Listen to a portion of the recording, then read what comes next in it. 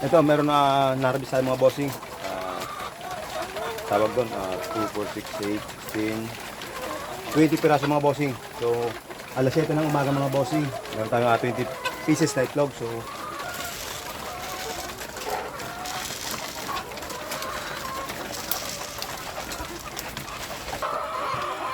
So ay mga boss, tapos tayo magpakain.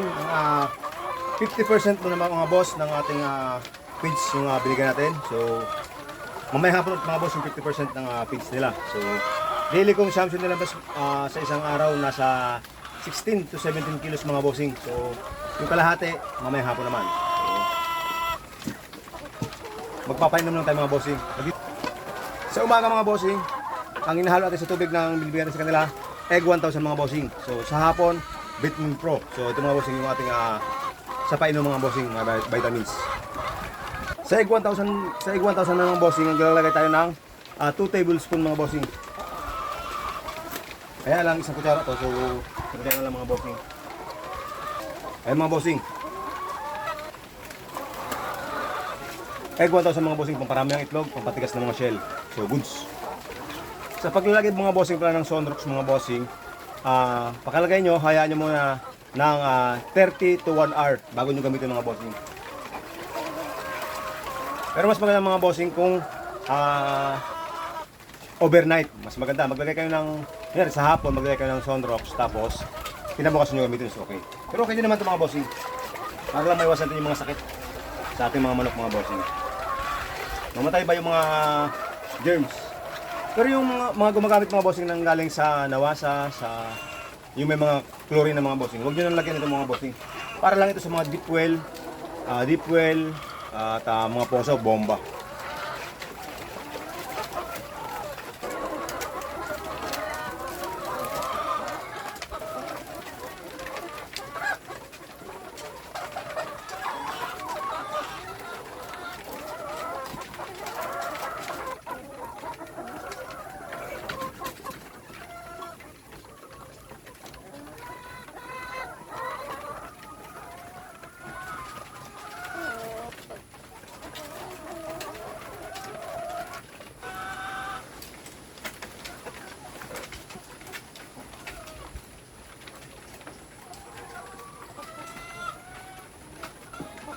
Sa paglalagay ng tubig mga bossing, dahan-dahan lang mga bossing para maiwasan natin yung tumatapon na tubig sa lalim.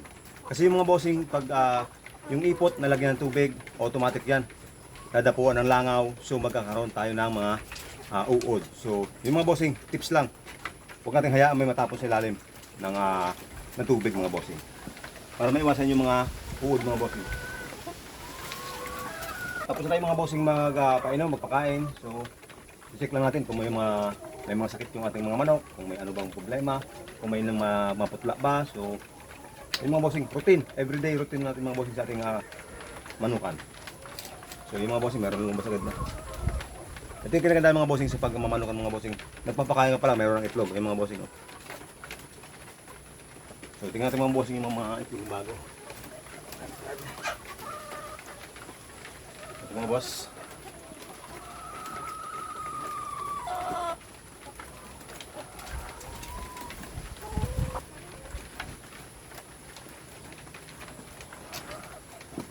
Ito mga bossing, kakalabas lang oh, mainit-init pa.